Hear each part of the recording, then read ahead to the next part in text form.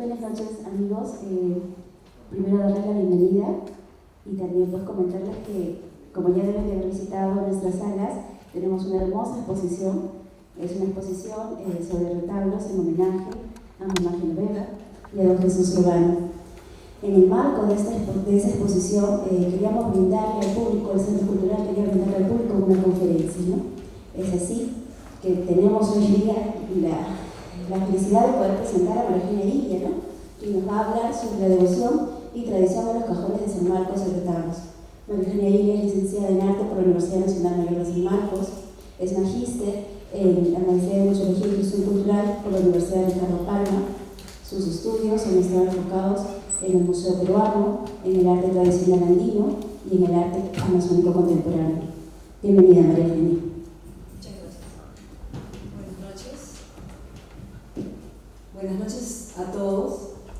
Primero quiero disculparme, tuve un problema con la diapositiva, no abrió por alguna razón ajena a mi voluntad, pero les agradezco la espera. En realidad no hubiera querido que pase, pero cosas de terminado, como se dice.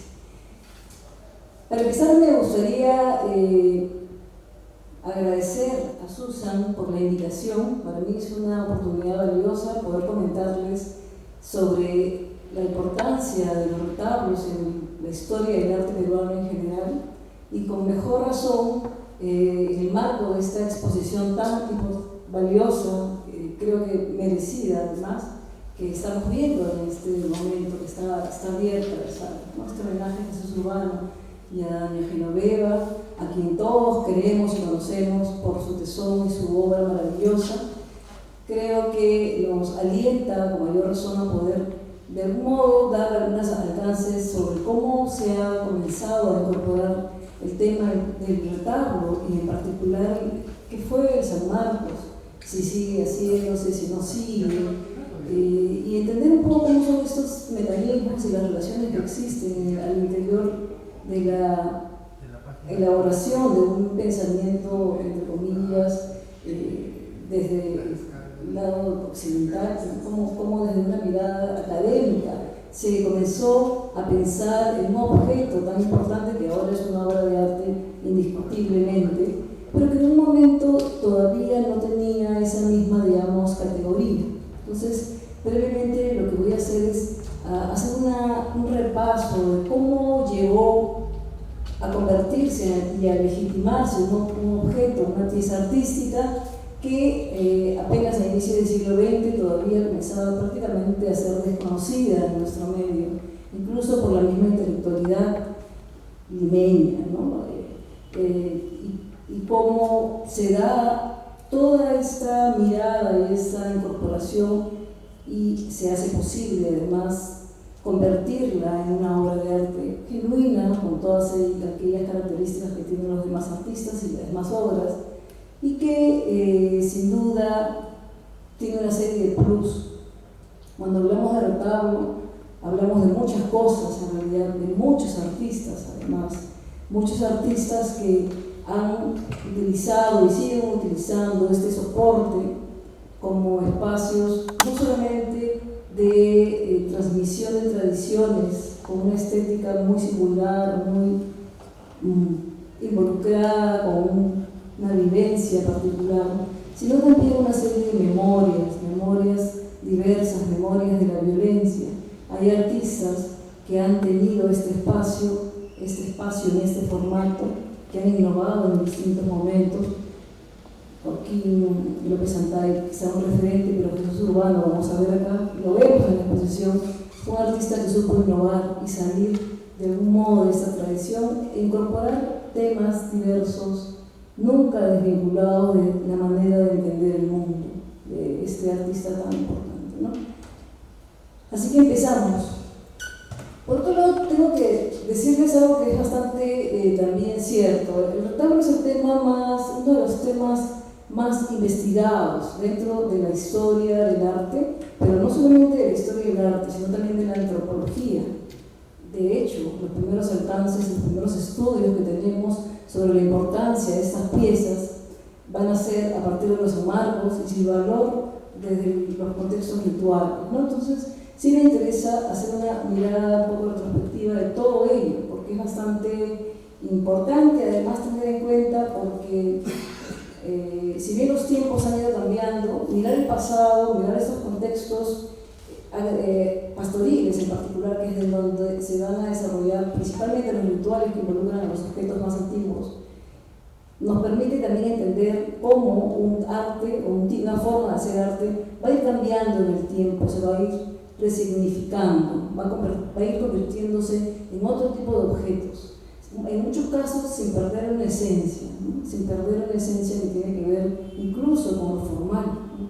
Los artistas que trabajan retablos, de algún modo, podemos decir que no han seguido otras formas de mercado, se han quedado convencidos, desafiando incluso las demandas de las instituciones o de los espacios, ferias internacionales vinculadas al mercado del arte contemporáneo, y ellos se han mantenido firmes con el propósito de seguir trabajando este formato, ¿no? Los cambios han sido de otro modo.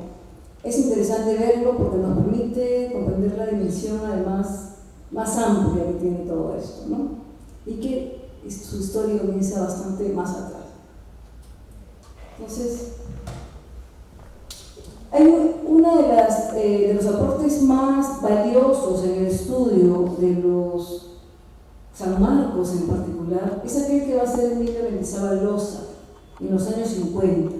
Mendizábal Loza es un artista, es un investigador con formación en letras y además en el campo de la antropología y de la etnología, que va a tener un aporte fundamental dentro de la búsqueda de entender cómo es el origen de esta pieza, o sea, por qué es una pieza tan vinculada a espacios rurales, espacios muy tradicionales, que entran en convivencia con sus deidades andinas y sin embargo comienzan a recibir elementos iconográficos, agiográficos, santos, que de hecho proceden de una mirada occidental y religiosa. Esta situación compleja e interesante es una de las búsquedas que va seguramente plantearse Emilio Mendizábal bajo esa mirada muy antropológica, y va a hacer una serie de estudios importantes que después van a tener con otros investigadores también importantes, como por ejemplo Stasny o Pablo Macera.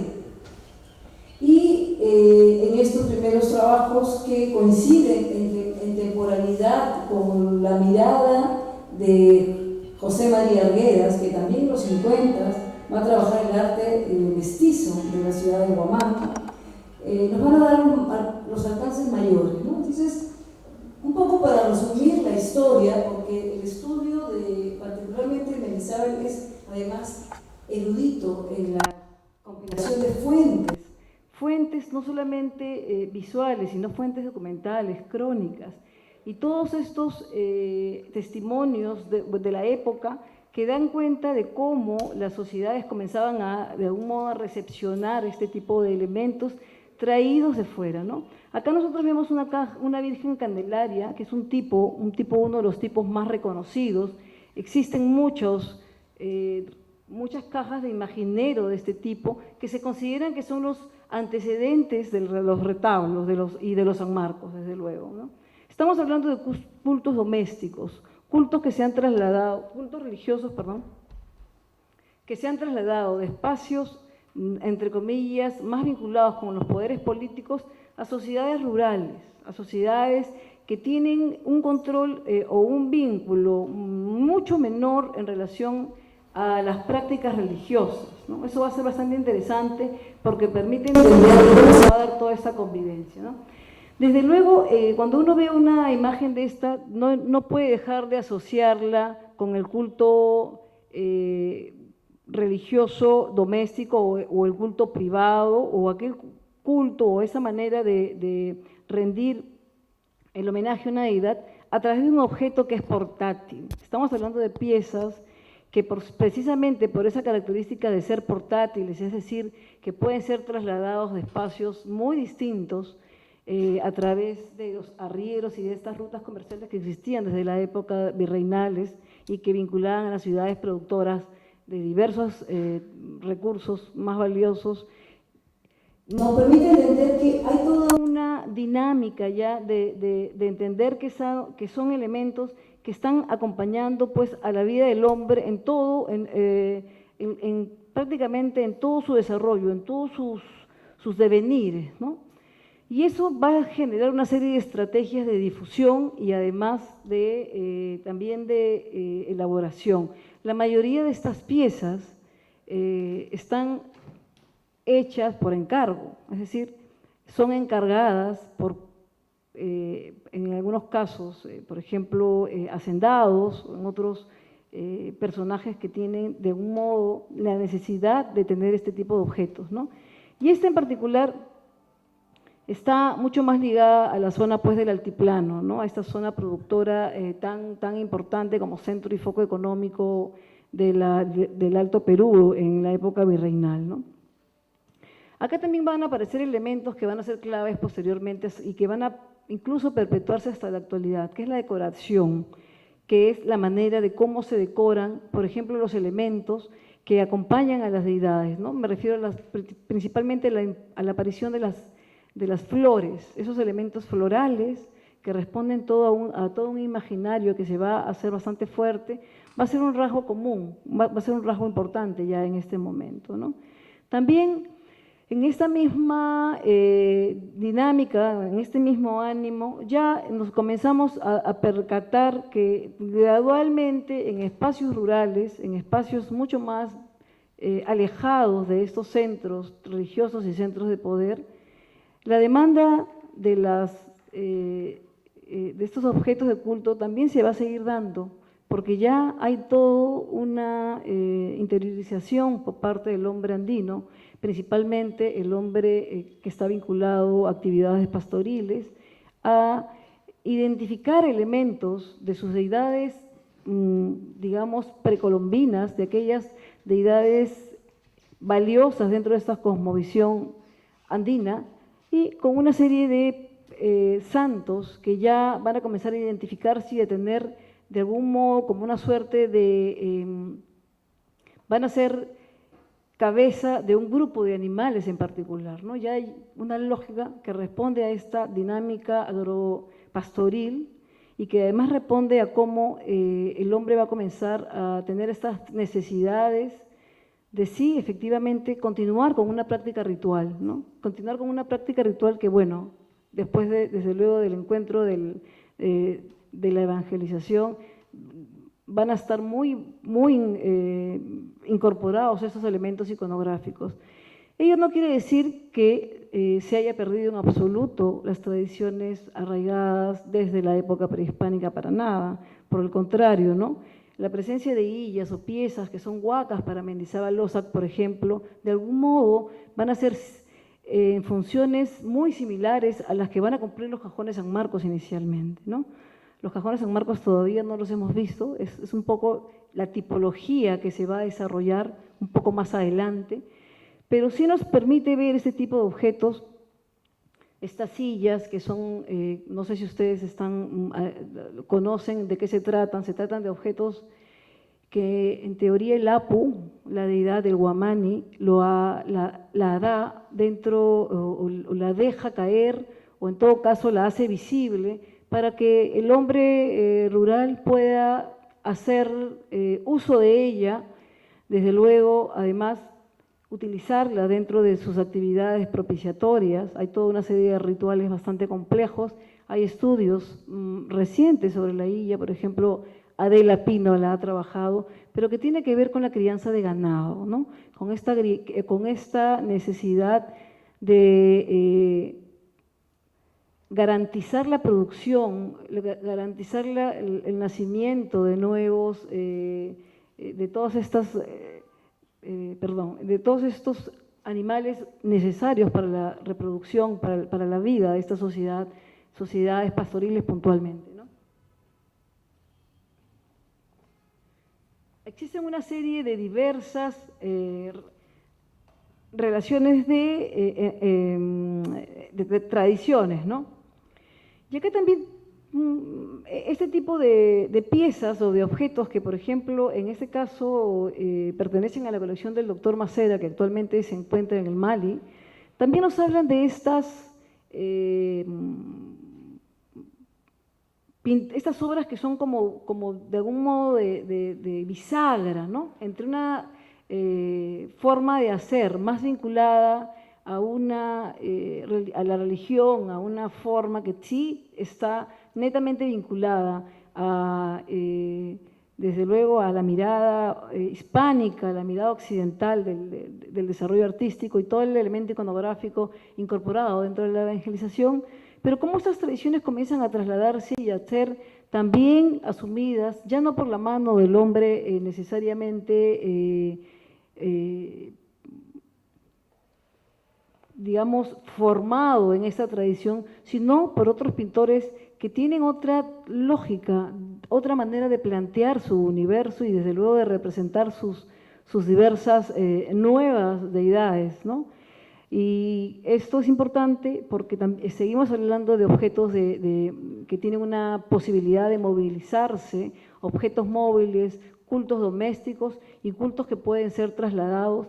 El doctor Macera ha vinculado este tipo de pinturas al temple sobre tela enyesada, a la pintura mural andina. Ustedes saben que él tiene importantes publicaciones al respecto, en donde hace una serie de aportes en relación a quiénes eran estos artistas que comenzaban a hacer toda esta diversidad de manifestaciones que, si bien estaban enfocadas a reproducir elementos iconográficos o temas, escenas traídas desde luego por la evangelización, le van a dar una serie de toques, por decirlo de una manera bastante fácil, de sabor nacional, ¿no? Es decir, la mano del hombre mestizo e indígena va a estar muy presente en la representación.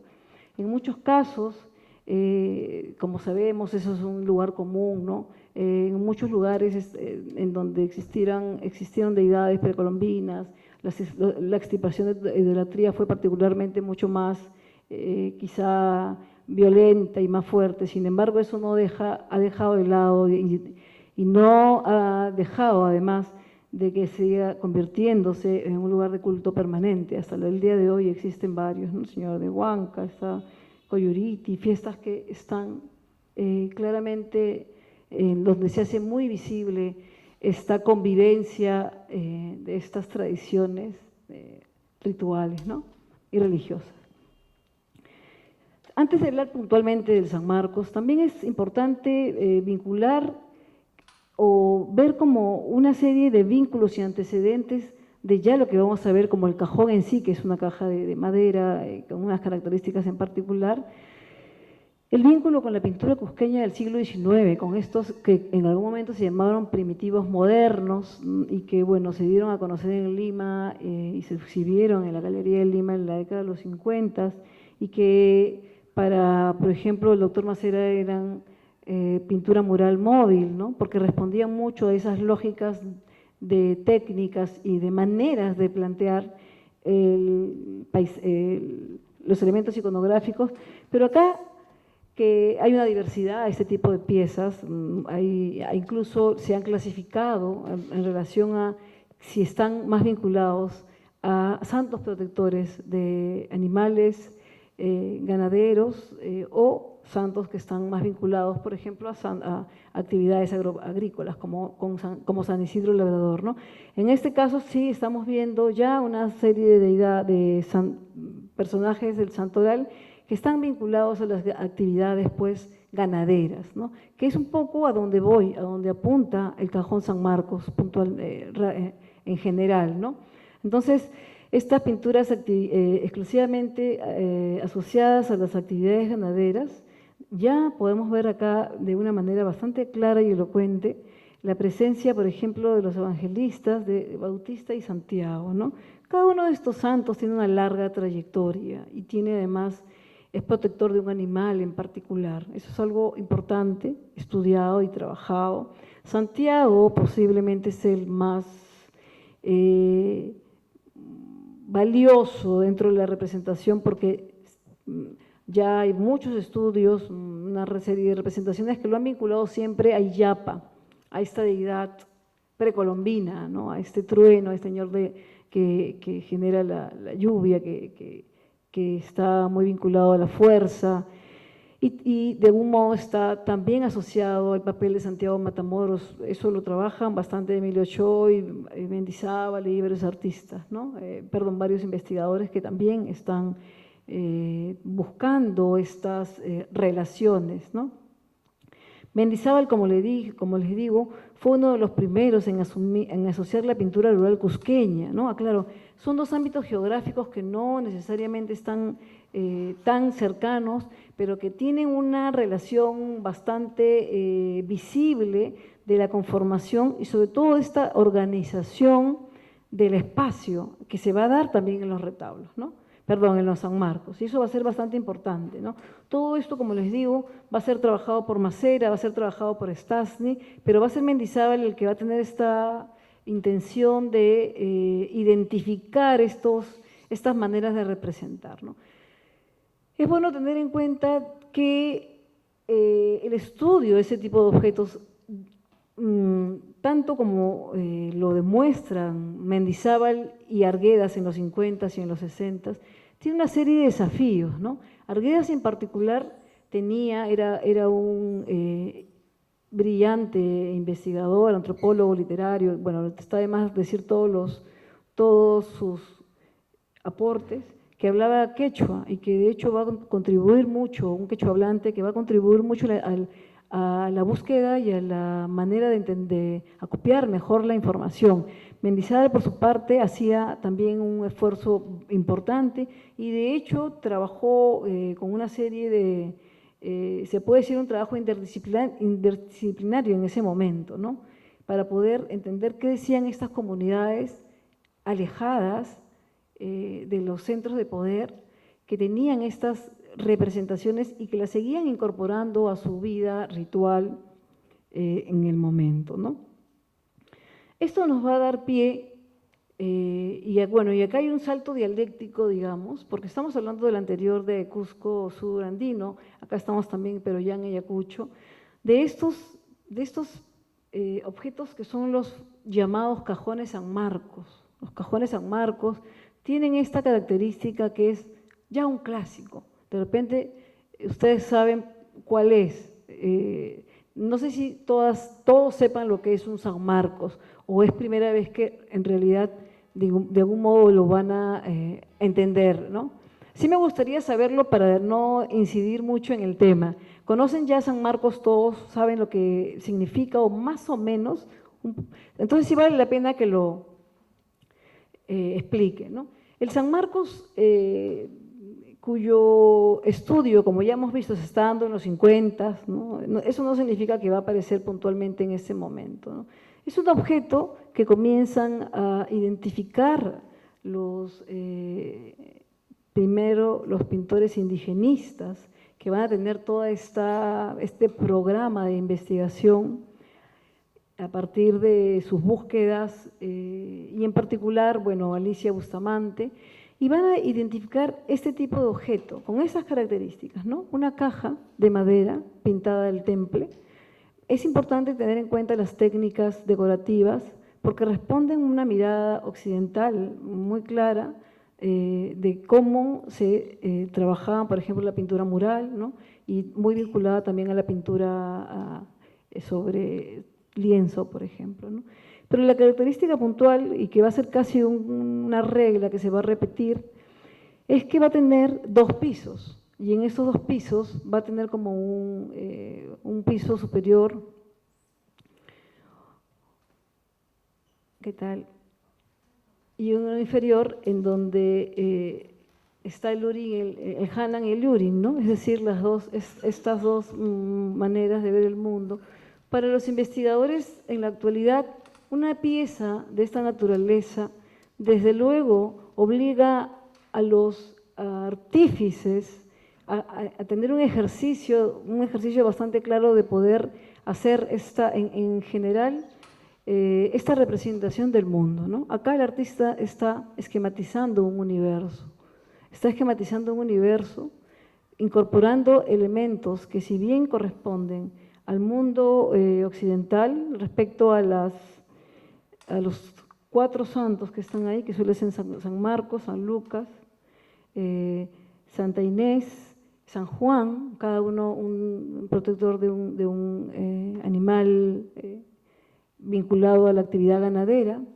Y en la parte de abajo está la escena, que en algunos casos se denominó la pasión, ¿no? Porque en la parte de abajo, como pueden ver, y en realidad también en la parte de arriba, están las actividades de la vida cotidiana y de la vida festiva, ¿no? Por eso vemos, de repente no está tan claro, pero suele haber mujeres preparando queso, o personajes tocando guacarapucu, o tocando tinja, es decir, hay una actividad como festiva por un lado, pero por otro lado hay una escena que se suele llamar la escena de la pasión, porque en ella se advierte cómo el patrón rinde cuentas en relación a las cabezas de ganado que tendrían que existir y va a tener que castigar pues a aquel responsable de la pérdida de los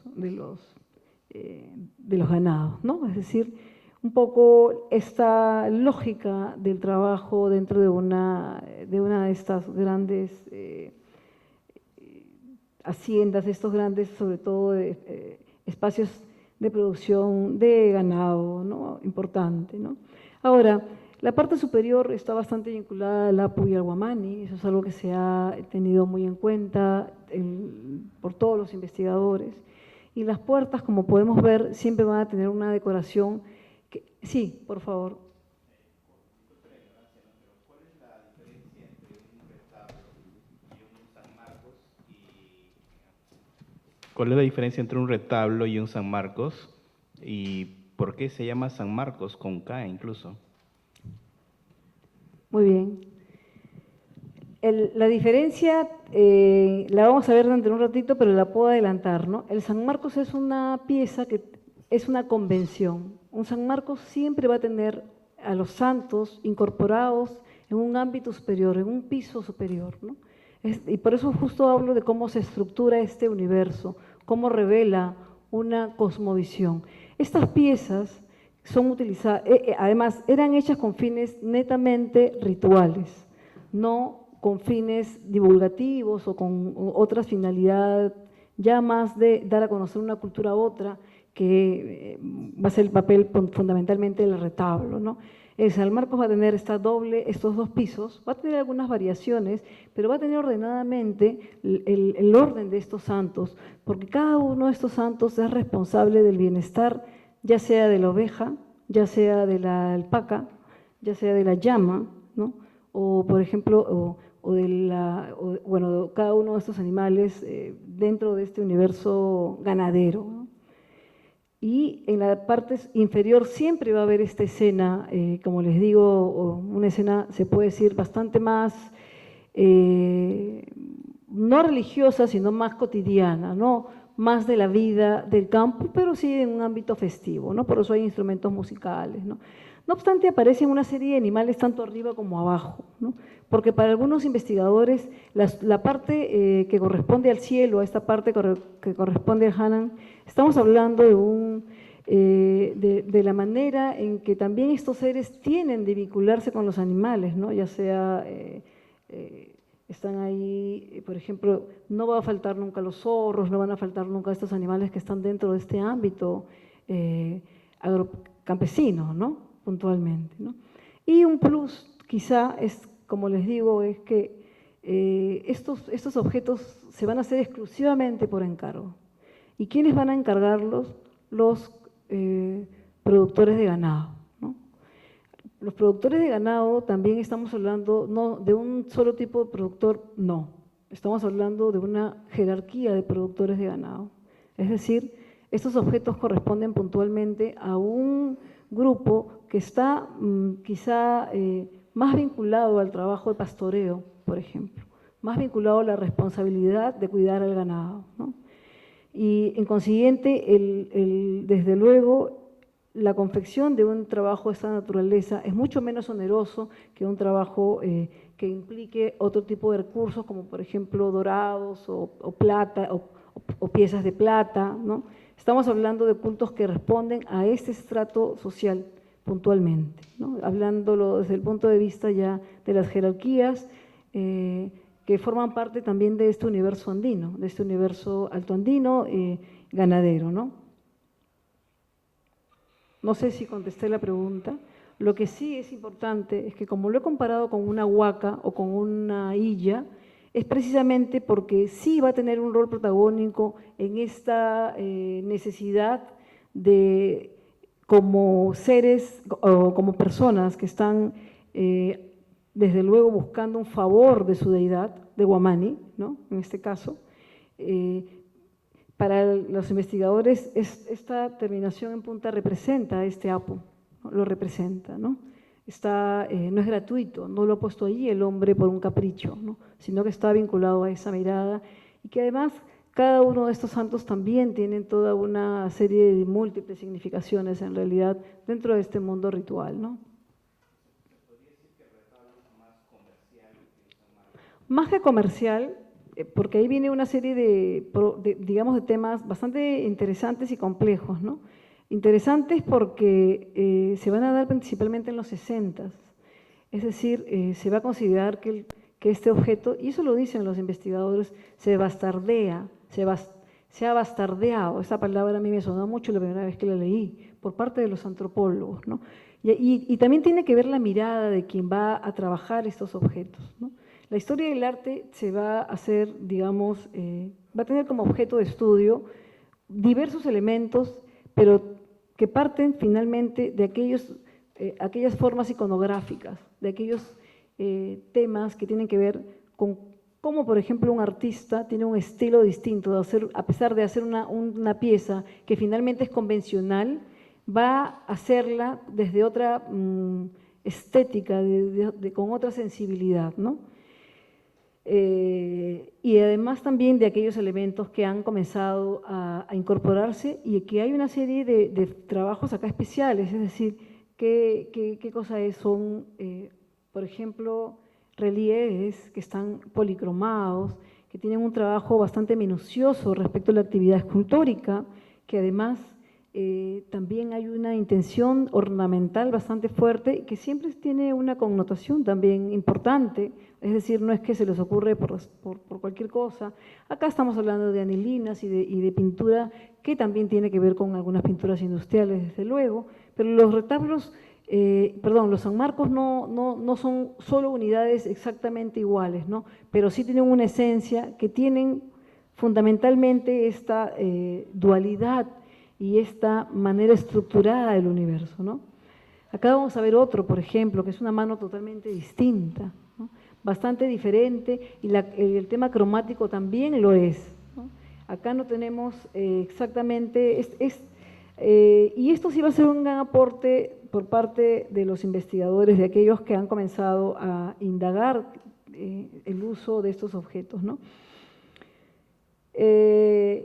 Como les dije, la mayoría de San Marcos eran hechos por familias o por grupos criadores de ganado para una actividad ritual en particular que es para la herranza.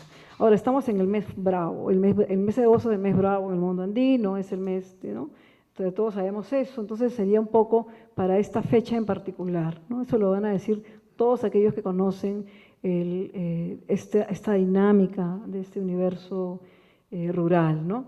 Entonces, estas piezas en particular van a comenzar a demandarse porque la mayoría de criadores necesitaba tener este ritual para poder garantizar una siguiente buena producción.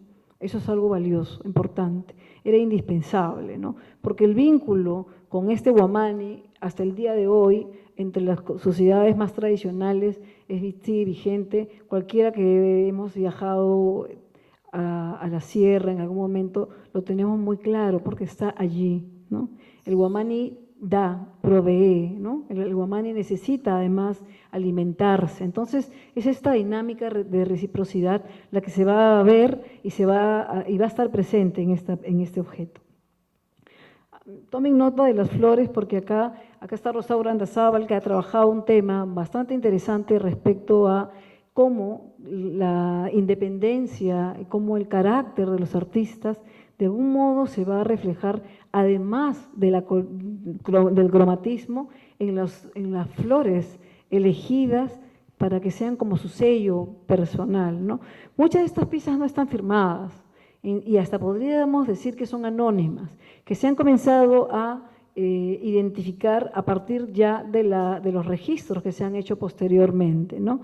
Y quien ha hecho la genealogía de todos estos artistas, y se puede decir que han trabajado durante mucho tiempo estas piezas, han sido principalmente, bueno, Macera, que lo ha trabajado con mucha seriedad, y también Mendizábal, que ha identificado a diversos productores, familias famosas, los Núñez, por ejemplo, que tienen características muy, muy particulares de sacar las columnas, ponerlas externamente, pero estos siguen siendo San Marcos, ¿no? Siguen teniendo esta mirada, esta conformación, esa estructura, ¿no?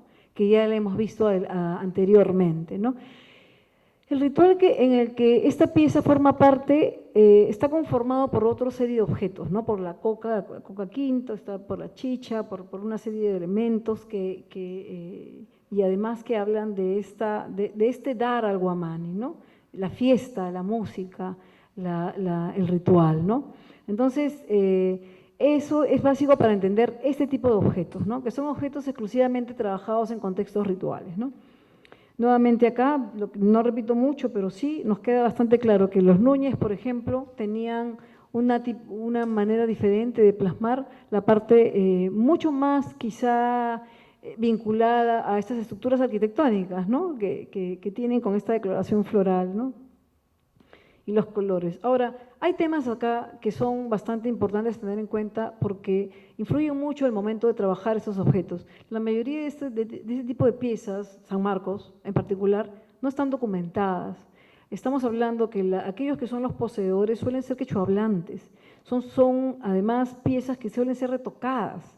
De hecho, Joaquín López Santay y el mismo Jesús Urbano retocaban piezas, es decir, podían tener muchas manos distintas. Se le volvía a utilizar y se le volvía a darle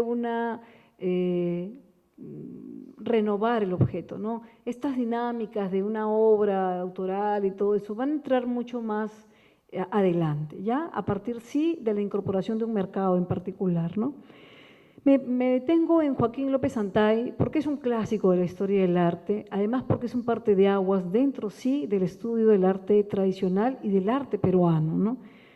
Muchos sabemos, quizá ustedes también, que a López Santay en particular se le atribuye ser aquel personaje que va a crear el género retablo, ¿no? Eso está bastante documentado, lo recoge José María Arguedas, quien además en los 50, cuando todavía existía la Peña Pancho Fierro, y él estaba bastante involucrado a la actividad de las artes tradicionales en particular, va a hablar de él como un escultor, ¿no? El mismo Emilio Mendizábal Loza también va a trabajar con López Santay, va a trabajar con Jesús y Julio Urbano, van a ellos darle información para poder hacer todas sus investigaciones. Pero con López Santay está este hecho que es que ya es una especie de, ciertamente un lugar común, pero es muy importante tenerlo en cuenta, porque habla del nacimiento de una tradición, ¿no? Si bien estamos hablando de las devociones rituales, de las devociones anteriores, que están y tienen sentido en todo este contexto, las piezas que va a hacer Joaquín López Santay comienzan a cambiar de público. Ya no van a ser preparadas exclusivamente para el público campesino, para el público rural, sino que ya van a ser, desde luego, realizadas a solicitud de los artistas indigenistas inicialmente, y posteriormente, claro, a los artistas, mejor dicho, a un público más amplio, que es el público vinculado al turismo, ¿no? López Antay tiene además muchos textos dedicados a él, ¿no? Mario Raceto lo entrevistó, es uno de los libros más, quizá uno de los más importantes, porque hay si bien la metodología de la época todavía es hablar por el otro, ¿no? Es decir, tratar de recoger las voces de López Antay, el mismo Raceto es muy consciente y dice que pues el idioma era una traba para él, ¿no? Y que tenía que recurrir pues a personas que pudieran ayudarlo a traducir algunas cosas, porque la manera más genuina para poder contar su realidad, la realidad de López Antay, era en quechua también. Él estudió primaria en colegio, una primaria, digamos, normal, y de allí se va a dedicar a ser un artista. En los años 30, en el año 37, Alicia Bustamante, la pintora indigenista que formaba parte de este gran grupo conformado por José Sabogal, va a llegar a Huamanga y allí ella va a ver, en el 37 está eso tal cual publicado, no ve ningún San Marcos, no lo ve, ¿no?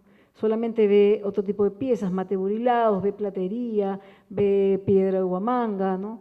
Ve cerámica de quinoa, pero no encuentra ningún San Marcos, no encuentra menos retablo porque no existían. Y va a ser posteriormente un siguiente viaje en el que ella va a descubrir, entre comillas, el trabajo de López Antay. Al respecto, en el trabajo mencionado de las Mendizábal es bastante claro en decir, no es que no haya existido cuando ella llegó a Huamanga el San Marcos, sino es que probablemente el vínculo en el que ella se movía no había incorporado, no formaba parte, en ese vínculo no formaba parte Joaquín López Antay. Joaquín López Antay era un artista bastante considerado en su localidad, en su pueblo, en Huamanga. De hecho, él no es un campesino, él va a ser hijo de un sastre, su abuela va a ser una importante artista también, de quien él va a aprender, pero no es un artista que se va a dedicar a la actividad pastoril ni nada. Él va a ser un artista y siempre desde muy joven se va a dedicar y va a vivir de su arte, ¿no? Entonces, eso nos permite también entender que no podemos encasillar como un solo personaje al artista tradicional. El artista tradicional es diverso, ¿no? Así como las artes tradicionales tienen trayectorias muy diversas también. López Antay, para algunos incluso de su comunidad, era considerado una suerte de misti. Desde luego, para la sociedad hegemónica, la élite, no era ni siquiera visible, ¿no? Estas son las jerarquías de nuestras sociedades, en este caso, por ejemplo, ayacuchanas, huamanguinas, en donde hay toda una tradición hispánica, donde hay una tradición virreinal muy fuerte que ha marcado el arte y que ha marcado las artes que son mucho más conocidas, la platería, estas artes que se puede decir que tuvieron mucha más atención en algún momento. Sin embargo, este tipo de objetos que tenían un carácter mucho más modesto en sus materiales, tienen otro público, ¿no? Y López Antay va a estar dentro de esta suerte de situación, ¿no? Posteriormente, Alicia Bustamante, que era una buscadora impenitente de los objetos de arte tradicional, la historia también tiene que ver con el aporte de los indigenistas, Sabogal, Camino Bren, Julia Codecido, todos ellos van a ser los primeros que van a ir en busca de estos objetos, ¿no? Sabogal quizá va a ser uno de los primeros que va a escribir sobre estas piezas, principalmente sobre los mates, va a teorizar, va a hacer una serie de ensayos al respecto, también va a mencionar el retablo, pero lo que quiero decir es que no va a ser ni desde la antropología ni desde la historia del arte el primer acercamiento a estos objetos, va a ser desde las artes plásticas. Los artistas plásticos son los primeros que van a tener esta sensibilidad de reconocer el valor artístico, valga la redundancia, de estos objetos. Y va a ser Alicia Bustamante la primera que que va no solamente a rescatarlos, sino que va a invitar a Joaquín López Santay a venir a Lima y a exhibir sus obras en la Peña Pancho Fierro, que era un lugar importante y en donde confluían intelectuales, artistas, literatos, poetas, músicos de todo el ámbito limeño, ¿no? Durante varias décadas. López Santay se va a abrir a un nuevo mercado, pero, y esta es la anécdota importante que se ha convertido como una, en realidad es para muchos la explicación del nacimiento del retablo, es que en vista de que por una serie de circunstancias de carretera, de traslados, de formas económicas que habían cambiado ya a inicios del siglo XX, los campesinos y los agricultores ya no seguían solicitando San Marcos y la demanda de los San Marcos cada vez era mínima y eso obligaba a que los artistas no pudieran tener ingresos al respecto. Entonces, Alicia Bustamante, al ver el potencial de estos objetos y de conocer la maravilla, además el trabajo narrativo que se mostraba en ellos, es que le va a decir y le va a sugerir a López Santay incorporar otros temas, ¿no?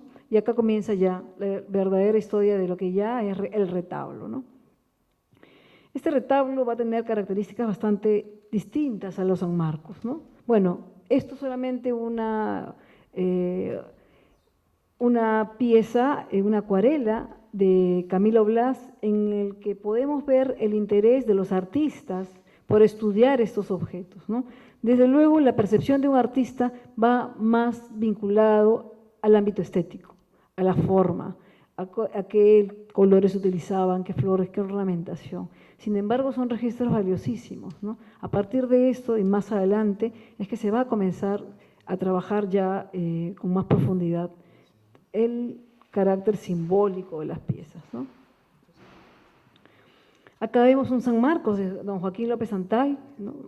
Como les digo, él hacía San Marcos para muchas poblaciones, muchos pueblos de Carmenca, pueblos que estaban bastante, que llegaban a la ciudad o que solicitaban a través de los arrieros. Los arrieros son los intermediarios más importantes que hacían posible la transmisión no solamente de objetos, sino de elementos visuales, la transmisión de muchas cosas dentro de estas ciudades rurales, ¿no? Y acá vemos pues el estilo bastante más cercano, es el estilo de López Santay que va a tener un impacto importante, ¿no? Porque él se va a convertir en el artista mediático, en el retablista más famoso de la primera década del siglo XX y los primeros, y probablemente hasta su muerte, hasta los 70 que gana el premio nacional, se va a, sí, se puede decir que se va a considerar el artista tradicional más importante en su momento, ¿no? Por las cuestiones políticas, simbólicas, que va a haber detrás de su valoración y de la legitimación de sus piezas. Este tipo de piezas van a ser las primeras que se pueden considerar retablos. Y en ese sentido, no sé si respondo ya a la consulta que hace el señor, porque ya vemos, sí, efectivamente, que sigue existiendo esta caja, sigue existiendo la pintura, siguen existiendo los elementos ornamentales, pero el contenido interior ha cambiado radicalmente, ¿no? Ya no hay en ella esta mirada, esta convención que es en la parte superior los santos protectores del ganado y en la parte inferior estas escenas de reunión o de la pasión, ¿no? Ya no están. Acá vamos a ver otro tipo de escenas. El mismo López Santay recuerda que Alicia Bustamante le pidió la cárcel de Huancavelica, que es dentro de los registros la pieza más temprana que va a hacer López Santay y en donde él va a dar rienda suelta a su creatividad, ¿no? A su manera de plantear temas que formaban parte de su vida. Acá vemos una huida de Egipto.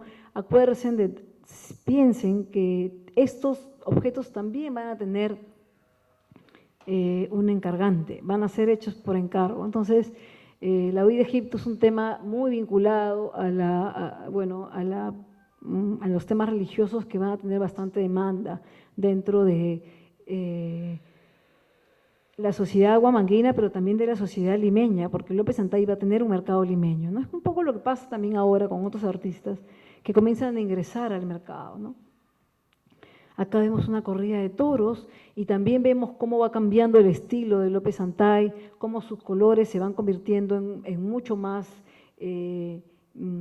intensos, va a tener un cromatismo en el que predomina el azul, el amarillo y el rojo, esas improntas de color, todos esos elementos van a ser bastante característicos del artista, ¿no? López Antay se puso de moda, muy de moda, y la intelectualidad limeña adquiría sus obras a través de la Peña Pancho Fierro. Además venían a ferias también, ¿no? Pero va a ser un artista que de algún modo tuvo un impulso.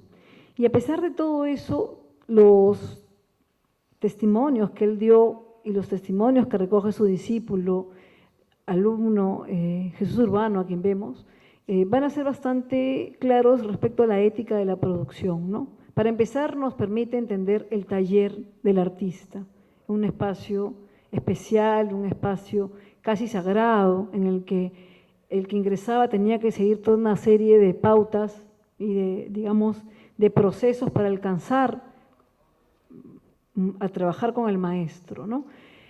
También nos enseña textos como el de, por ejemplo, de Raceto, nos enseña a tener muy claro que hay un celo muy, muy propio de estos artistas. Los artistas ayacuchanos tienen bastante celo de su propio trabajo, valoran mucho su trabajo, valoran mucho su esfuerzo y su obra, ¿no? Entonces sus discípulos van a ser contados con los dedos y tienen que tener muy claro que se lo merecen, que merecen conocer el trabajo de estas técnicas, ¿no? Y claro, ahí está la frase que dice, yo no soy fábrica, ¿no? O sea, le hacían muchos pedidos porque esto era pues oro en polvo para los turistas. Y en este momento el desarrollo del turismo y estas empresas que comienzan a tratar de facilitar la llegada de los artistas tradicionales a otras ferias, a otros mercados, va a ser un poco agresiva y esto sí va a marcar posiciones respecto a que no soy fábrica, me tomo mi tiempo para hacer una pieza, porque una pieza al final es un trabajo artístico, ¿no? No hay duda de cómo ellos van a considerarse. La firma es bastante importante, porque la firma nos habla también del vínculo con los artistas, entre comillas, bueno, no entre comillas, los artistas formados en la academia, ¿no? Los artistas académicos. Jesús Urbano era un artista que había aprendido en el taller familiar. En cambio, Alicia Bustamante era una pintora de bellas artes, José Sabogal era un pintor de bellas artes, y son artistas que tienen tradiciones de formación totalmente distintas. La lógica de sus quehaceres es diferente, y eso es algo que vale la pena tener en cuenta. Sin embargo, la presencia y el contacto de uno y otro va a generar lo que ustedes ven, que es la presencia de la firma del artista. López Antay es un artista que comienza a firmar su trabajo, ¿no? Un trabajo que tiene una autoría, que tiene toda además un despliegue fabuloso ya de su versatilidad, tanto en la manufactura como en el manejo de las paletas de color, ¿no? Él estaba innovando permanentemente y López Antay va a trabajar hasta casi sus últimos días, igual que el maestro Jesús Urbano. Son artistas que trabajan incluso en todo momento, que han trabajado en todo momento, ¿no? Para muchos este podría ser un autorretrato del artista. Es un poco difícil pensar que no, porque hay bastante similitud con su manera de presentarse ante el público. A mí sí me queda la duda de que él siempre estaba muy vestido con un terno, con un sombrero, ¿no? No era un hombre exactamente de campo, pero lo conocía. De hecho, su abuelo tenía su chacra, su espacio, y manejaba desde luego también a sus peones, ¿no? Es decir, él no era un artista citadino, ¿no? Era un artista que estaba dentro de este espacio, ¿no? Dentro de este espacio de la ciudad, y los que buscaban su trabajo iban a su taller puntualmente, ¿no? Eso es un clásico, un sacador de espinas, ¿no? para muchos, el autorretrato de Joaquín López, ¿no? Sí, un salto dialéctico porque les hablé de este antes y después de la historia del arte peruano, claro, sí, pasó. Si estuviéramos en los años 30 o 40, no podríamos ver una exposición como la que vemos en este momento, ¿no? Para empezar, no habrían tantos espacios expositivos, por un lugar, pero por otro lado, no eran piezas que se consideraran artísticas. Así de simple, ¿no? Así de absurdo también, pero era la lógica de la sociedad hegemónica limeña del momento. Esto va a ser algo que no se podía sostener en la década de los 70, el mundo cambió, la sociedad buscaba otra cosa, los mismos jóvenes y los mismos artistas. De hecho, también políticamente el gobierno revolucionario, el gobierno militar también tenía una serie de políticas que en muchos casos posiblemente eran gestos más que realidades, pero en el que sí hubo una mirada bastante certera respecto a lo que debería ser un artista peruano, ¿no? Hay muchas cosas que han pasado en todos estos años, en los 50, en los 60, respecto al desarrollo de las artes tradicionales y a su legitimación. Para los 70, los indigenistas, a través del Instituto de Arte Peruano, entre ellas Alicia Bustamante, ya habían formado una importante colección que custodiaba en ese momento el Museo Nacional de la Cultura Peruana, que se va a oficializar en los 40. Es decir, ya había un museo en el cual el hombre podía ver piezas y muy valiosas. También estamos hablando ya de un momento en que se va afianzando las disciplinas antropológicas, bastante la etnología, ¿no? Están los aportes, pues ya dijimos, por ejemplo, de Arguedas, de Mendizábal, pero también hay otros más, ¿no? Y hay mucho interés en el trabajo de las sociedades tradicionales, ¿no? Un poco con la mirada más del investigador que esperaba la pureza, que esperaba que esta sociedad pues, no se transformara, que la modernidad no la afectara, algo desde luego imposible, ¿no? En los 70, López Antay, que ya era bastante famoso, va a recibir este premio, y este premio genera algo fascinante en nuestro medio, ¿no? Que va a ser un cataclismo dentro del ámbito de las artes plásticas, ¿no? Y un cataclismo, ¿por qué? Porque va como generar una división entre los artistas peruanos, los artistas de bellas artes en particular, ¿no? Algunos de ellos van a estar muy en desacuerdo respecto al otorgamiento de un premio de esta magnitud a un artista que no lo consideraban como tal, porque para empezar hubo muchos argumentos, hubieron muchas mesas de debate al respecto, en lo que ahora es el Ribagüero, donde estaba Milet Merino de Cela, por ejemplo, y dentro del jurado que va a otorgar este premio va a estar Leslie Lee, Alfonso Castrillón, ¿no? Iturriaga, van a haber personalidades que tienen una mirada más progresista y además que sí están buscando poder reconocer y darle un sitio a la obra de estos artistas. Sin embargo, ¿qué pasaba? Que pasó que los candidatos que se presentaban en este concurso eran Carlos Quispe Sacín y Teodoro Núñez Ureta. Es decir, López Antay de algún modo se va a imponer a estos dos artistas y esto pues va a generar, claro, desmayos y gritos y manifestaciones escritas en diarios y renuncias y creaciones de asociaciones también y muy divertido porque muy políticas, ¿no? Respecto a aquellos que sí consideraban que era importante reconocer al artista autodidacta, claro, no había cómo definirlo como un premio, como un merecedor de este premio, ¿no?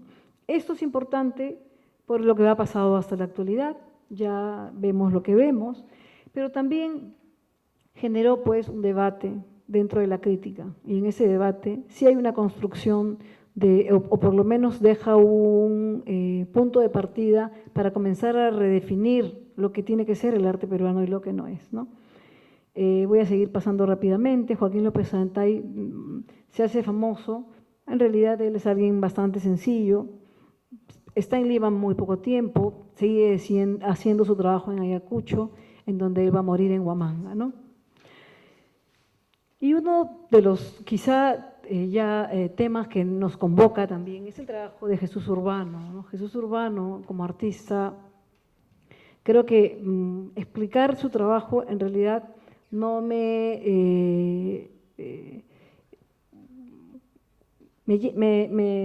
genera una serie de sentimientos de gratitud y de enseñanza, ¿no? ¿Por qué? Porque Urbano como López Antay va a tener una importante relación con diversas personalidades del medio e intelectuales, ¿no?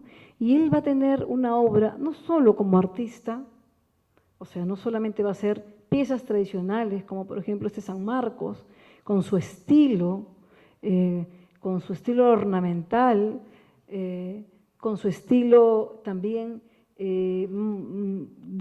por ejemplo, más recargado, más minucioso en los detalles, ¿no? Sino que él va a producir un libro que es bastante importante y que es un libro difícil de catalogar, pero para aquellos que lo han leído realmente es poder ingresar al universo de un artista que además tiene una vida bastante distinta, que si bien se ha formado en el taller de López Antay, tiene una serie de plus en relación a que ha logrado transitar por distintas comunidades porque él se dedicó al arrieraje. Y el arrieraje es esa actividad que te permite movilizarte por distintas partes, ¿no? Llevar, traer, conocer, y eso es algo que va a enriquecer muchísimo su trabajo, ¿no?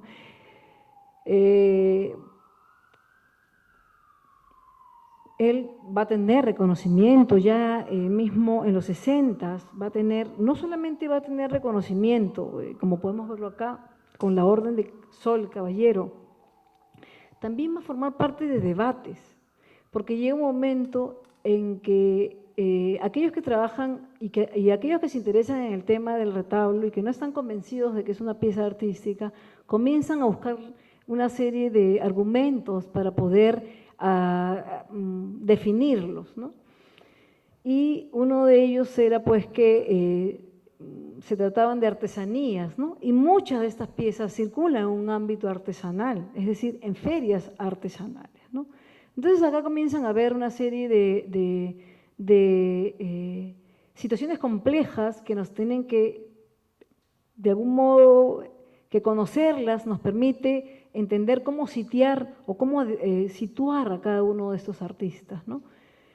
El mismo Jesús Urbano también ha trabajado para ferias, ha vendido, porque los espacios de circulación de estos objetos comienzan a ser distintos también, ¿no? Y él, en sus retablos, ha tenido una gran diversidad de temas bastante distintos, bastante diversos, bastante novedosos, ¿no? Vinculados pues a escenas del Antiguo Testamento, vinculados y además con elementos propios, elementos de su entorno inmediato, ¿no? Me refiero a las plantas, ¿no? O por ejemplo, esta arca de Noé, ¿no? De Urbano, en donde ya vemos acá que el artista, como todos los artistas, comienzan a salir nuevamente de la tradición, es decir, abandonan el cajón, abandonan este formato de un modo tan marcado y comienzan a innovar y comienzan a trabajar temas que son mucho más narrativos y más escultóricos, es decir, comienzan a indagar estéticamente, comienzan a plantear su percepción de estos temas que son tan importantes, ¿no? O por ejemplo, esta pieza que es fabulosa, ¿no? Una pieza que rompe en absoluto con el esquema del retablo, ¿no? Esto ya es una pieza totalmente escultórica, es una pieza además donde él trabaja prácticamente una cosmovisión, ¿no? Ahí, como les digo, es todo un esfuerzo intelectual entre los artistas poder describir el mundo que los rodea, tratar de hacerlo sencillo para aquellos que no lo conocen, ¿no? Y sobre todo los arrieros de Carmen Alto, ¿no? Un tema comprometidísimo con su trayectoria en particular, ¿no? Y acá vemos apus, vemos los animales, vemos a los pumas, vemos a todos estos animales que forman parte de este entorno y de estas cosmovisiones, ¿no? Bueno, algunas cruces de la pasión, son temas que están dentro de esta producción, como les digo, todos ellos además de hacer San Marcos, hacen cruces de pasión, porque esos trabajos son estacionales, ¿no? Y son temporales, son también cíclicos, de acuerdo a los calendarios rituales o los calendarios andinos, ¿no? Bueno, acá son y no quería, y ya con esto termino, porque no los quiero cansar con este tema, con un trabajo hecho de la Limón, entre la maestra Genoveva y el maestro Jesús Urbano, ¿no? Cuyas vidas han estado unidas por el arte, han sido, creo yo, que aquellos que hemos visitado al maestro Urbano, hemos conocido a doña Genoveva, su mano derecha, sus ojos, su voz, aquella que ha permitido que él como artista también continúe y se recupere de los avatares de salud y de todo lo que él pasó, y que además le dio a ella, siendo un artista muy celoso, siendo bastante celoso, le dio a ella la confianza y la autorización para que ella continúe con la labor, ¿no? Y la señora Genoveva tiene una serie siendo ella cusqueña de nacimientos, tiene una serie de historias y tradiciones que plantear y que contar desde este lenguaje, desde el lenguaje del retablo, ¿no? Desde el lenguaje de las artes tradicionales.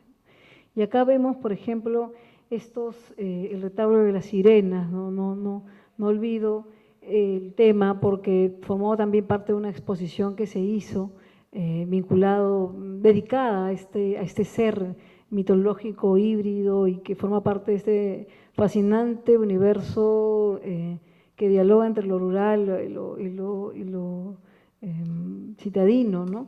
Y que además está, sí, desde luego, la sirena como sirenadora de alimentos, sirenadora de instrumentos musicales, vinculada a la música, este ser que está dentro de todos estos relatos, estas leyendas, que alimentan la vida del hombre rural y alimentan la vida de los artistas principalmente, ¿no? Ellos tienen ese bagaje y ese bagaje está planteado y está plasmado a partir de ese tipo de obras, ¿no? Y de esta versatilidad cromática fascinante que manejan con muchísima facilidad, ¿no? Y maestría. Entonces, yo invito a todos ustedes a que vean la exposición.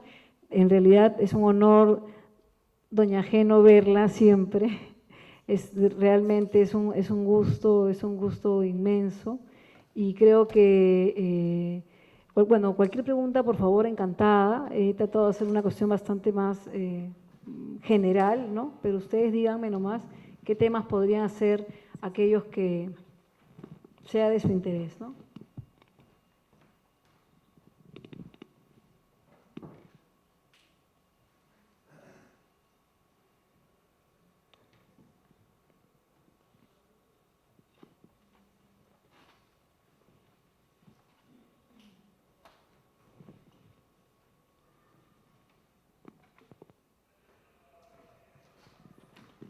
Si nadie comenta, les voy diciendo yo un comentario. ¿Iban a preguntar? Todavía no, ¿no?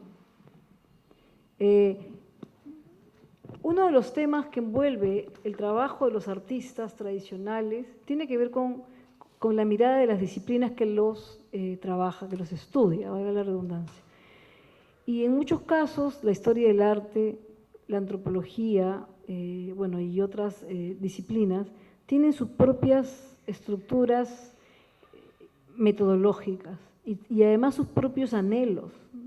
Y uno de ellos siempre ha sido que las tradiciones se mantengan prácticamente puras, se mantengan tal cual son, ¿no?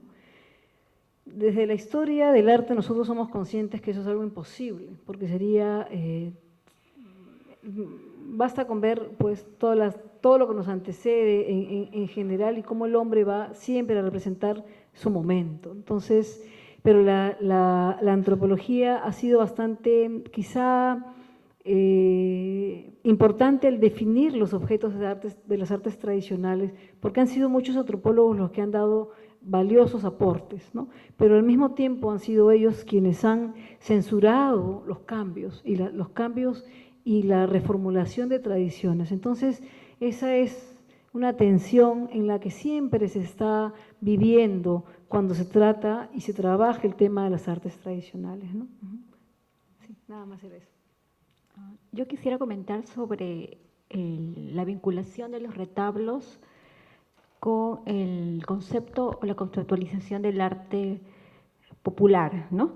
En ese sentido está bastante muy vinculado al respecto. Por otro lado, los artistas que han hecho estos retablos, de hecho, digamos, no han seguido una corriente académica. Son artistas del pueblo, son artistas que han rescatado las tradiciones orales, son la memoria también de su comunidad. Y generalmente asociamos el hecho de participar de una creación artística que forme parte de una formación académica, y eso no lo es, ¿no? Por otro lado, yo quisiera consultarte o preguntarte sobre, de acuerdo a la exposición que hemos escuchado, si nos puedes sintetizar cuáles son esas resignificaciones que ha tenido el retablo en ese sentido, ¿no?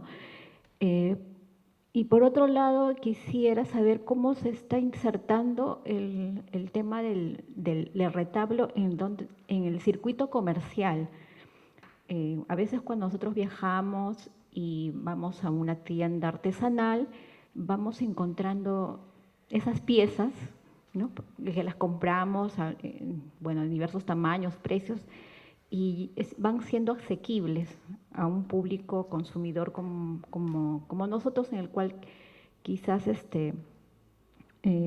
tengamos un mayor acceso a ello, ¿no?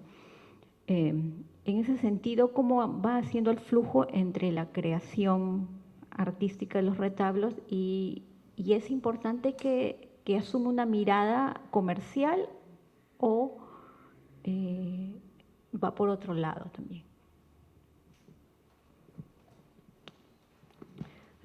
Muchas gracias, Liliana. Lo que has dicho del arte popular, sí, ciertamente se puede decir de que si nos remontamos al año 75 y con la participación muy clara de Joaquín López Antay, una de las cosas que queda en evidencia es de que los artistas, como Joaquín López Antay, eran reconocidos, bueno, con todo el esfuerzo y con toda la polémica, como artistas populares, ¿no? Esa fue la manera de legitimar su importancia y su valor como creadores. Mientras que los otros artistas formados en el ámbito académico eran considerados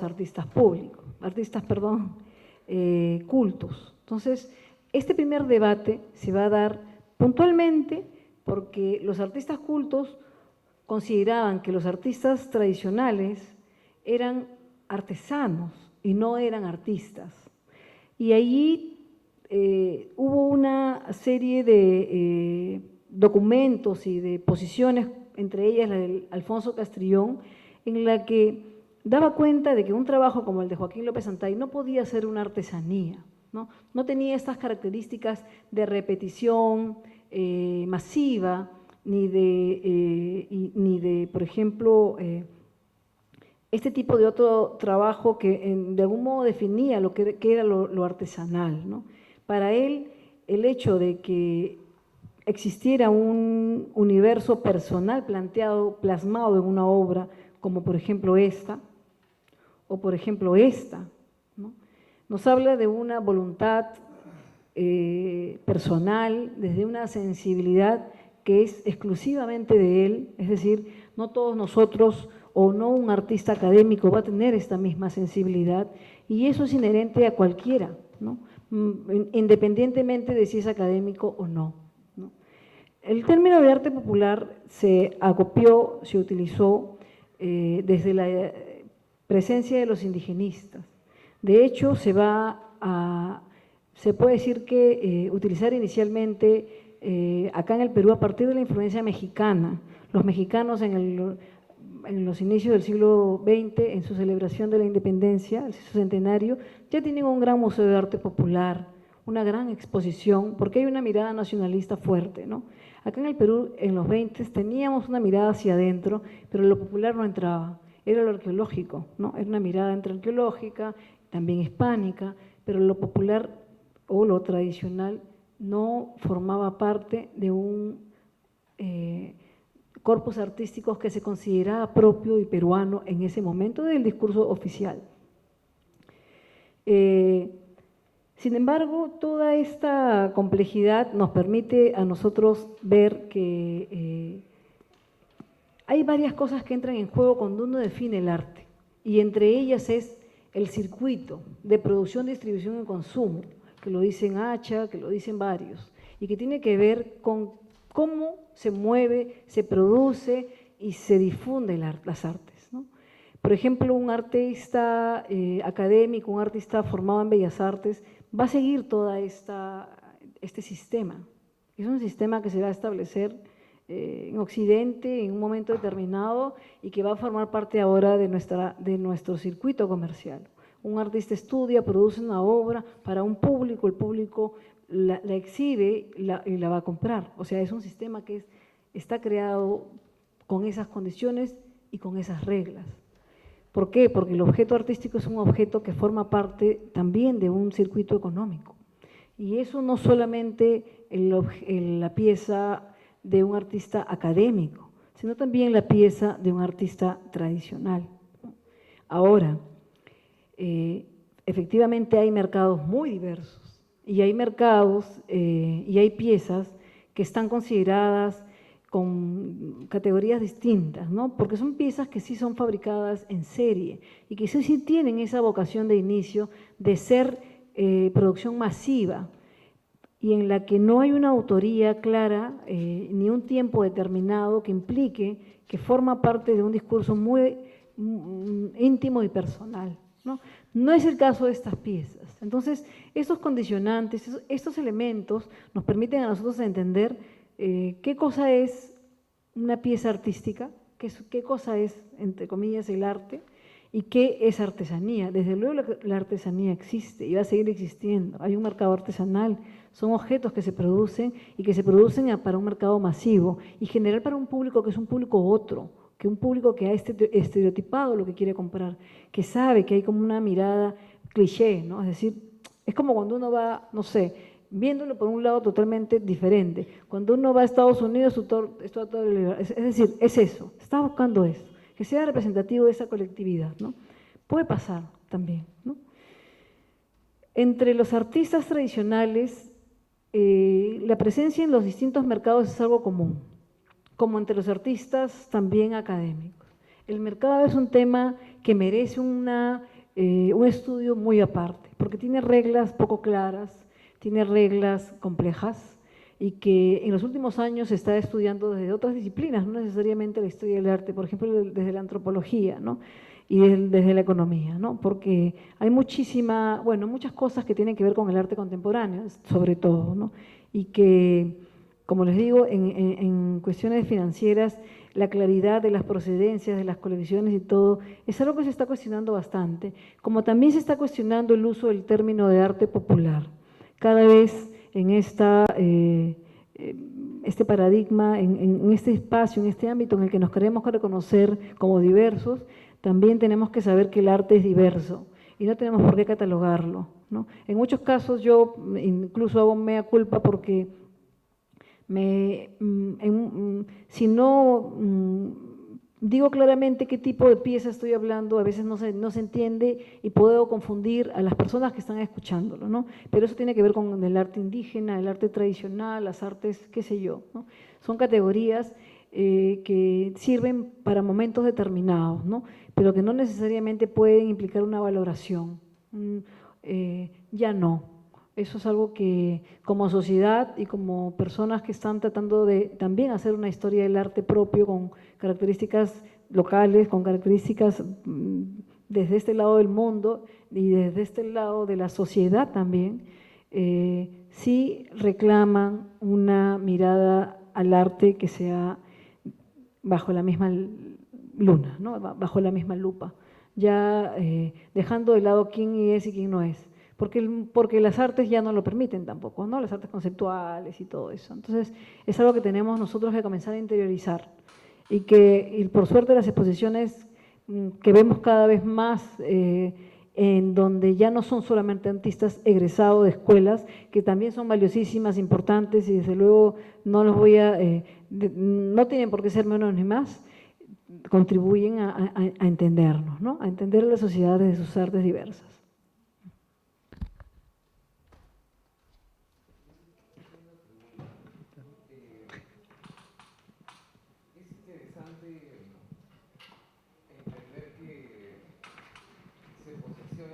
De arte tradicional porque se manifiesta un mestizaje, es decir, ahí se produce un choque de términos y un choque de qué es realmente puro. O sea, esto sobresale porque hay una presencia indígena y española a la vez. Pero la pregunta sería entonces, ¿por qué decirle tradicional y por qué se asume por tradicional? No menosprecio para nada, No, claro. Sino mientras comentabas lo último, me daba esa inquietud. ¿Qué piensas sobre eso? Sí, sí, es verdad que la mayoría de piezas, y en particular el retablo y los sanmarcos, ya que tienen más este sincretismo religioso, ¿no? Son objetos que han sido, sí, identificados de distintas maneras, ¿no? Por ejemplo, para muchos son procesos de aculturación, ¿no? Pero todo tiene que ver con el lugar desde que se mire, ¿no?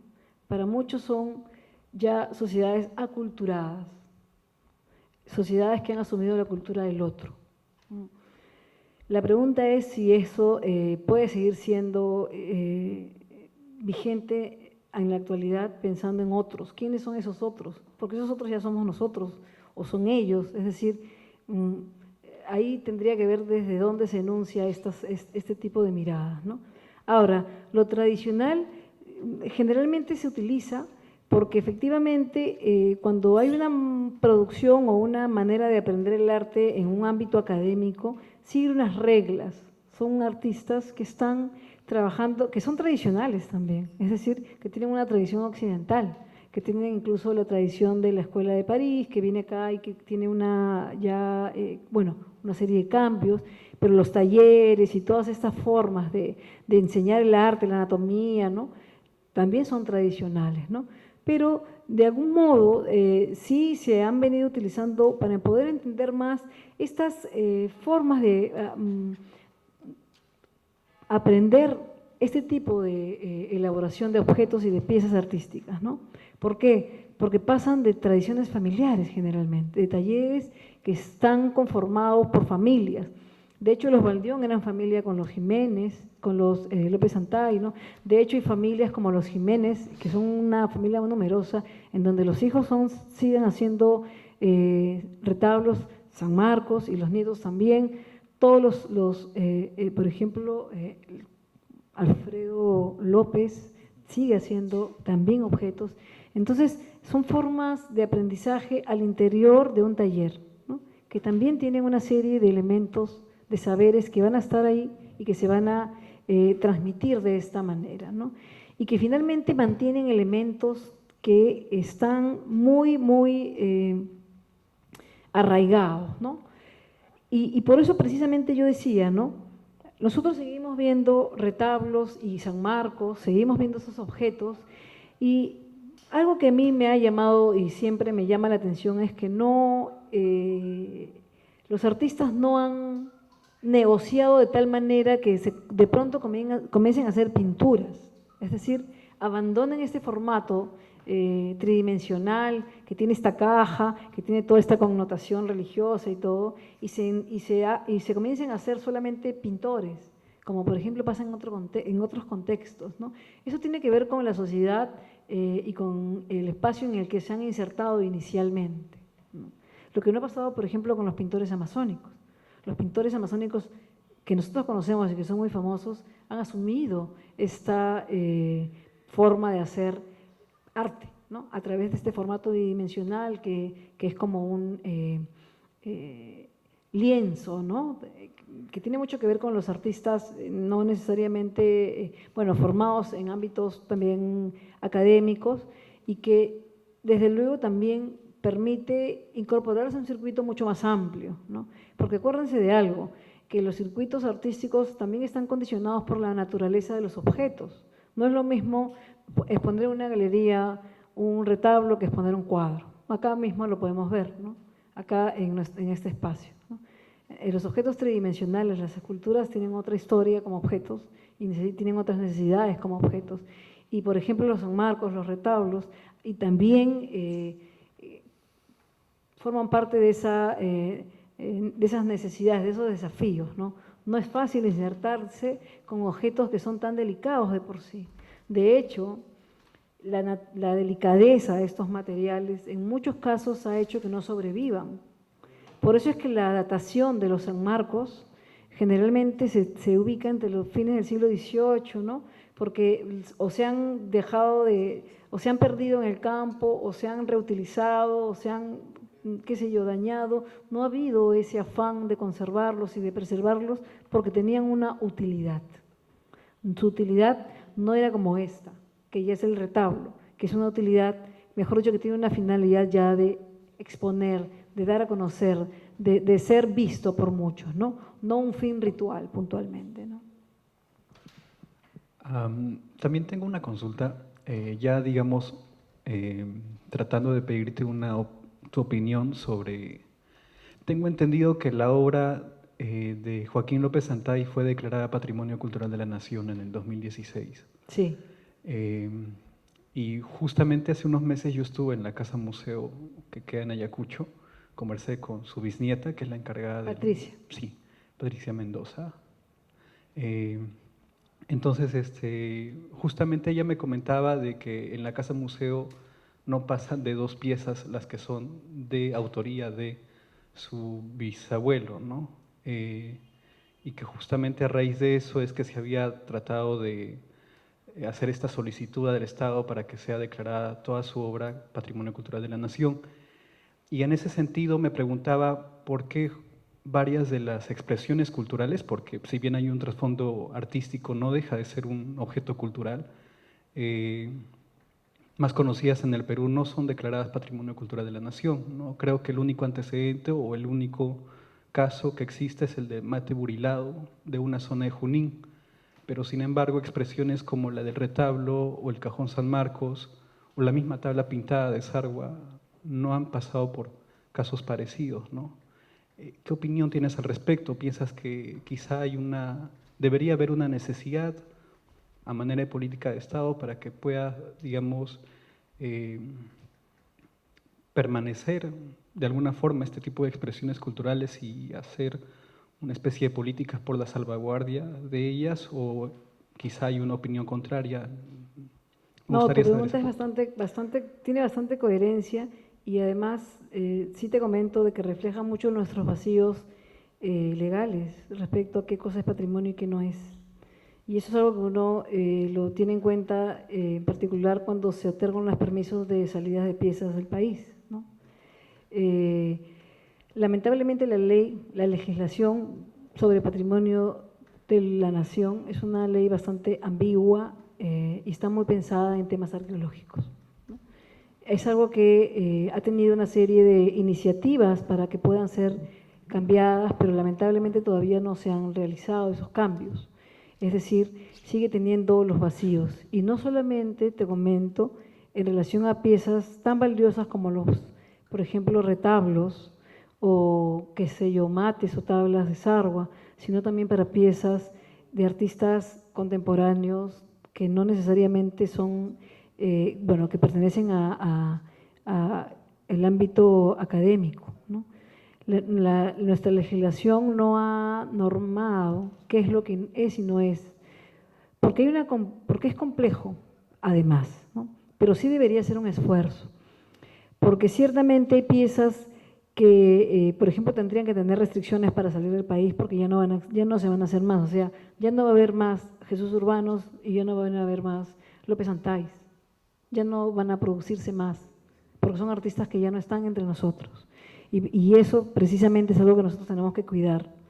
Y sí, he conversado también sobre esta ironía, ¿no?, de que siendo la casa museo, el centro cultural que están haciendo, dedicado al nombre, al prestigio de Joaquín López Antay, tengan tan pocas piezas. Y ahí habría que ver que, sí, pues desde luego, la mayoría de piezas de López Antay están en los museos limeños, ¿no? En los museos limeños. Lo menciono, aunque no digo que esté mal que estén allí, pero lo menciono porque finalmente también los han custodiado con mucho celo, ¿no? Menos mal. El Museo Nacional de la Cultura Peruana, el Museo Ribagüero, por ejemplo, ¿no? No recuerdo ahorita en qué otros museos más, pero también hay muchísimas piezas en colecciones privadas, muchísimas, porque López Antay en su época, y sobre todo en el tiempo en el que estuvo en Lima, regaló a Marta Hildebrand, a Miranda, el ministro de Educación, que le entrega, y va a comenzar a tener una demanda bastante fuerte de piezas espectaculares, que nosotros no vemos, ¿no? Entonces, yo creo que responder a tu pregunta sí implica que existe un esfuerzo por parte del Estado por tener una mirada mucho más amplia de lo que es la legislación, y además más diversa también, ¿no? Y teniendo en cuenta casos muy especiales, porque, como te digo, hay muchas piezas que no tienen esta restricción, no tienen me refiero a restricción de salida, pues porque cuando es patrimonio de la nación declarados, las piezas están custodiadas finalmente, ¿no? Sí, eso es un vacío bastante grande que afecta muchos otros temas colateralmente, el tema museo, el tema qué sé yo, ¿no? Precisamente nuestra ley de patrimonio tan precaria de los 90, ¿no? Sí. Bueno, quería agradecerles por su tiempo, perdonen también la extensión de todo y la demora en empezar, así que muchísimas gracias, ha sido un gusto verlos, muy amable. Gracias, María Eugenia. Amigos, los invitamos, todavía hay tiempo de visitar la exposición hasta el 19. Asimismo, no queremos irnos sin aplaudir a mamá Genoveva por el premio Joaquín López Antay. Por favor, un aplauso para mamá Genoveva. Y al mismo tiempo, una vez más, gracias, ¿no? Gracias.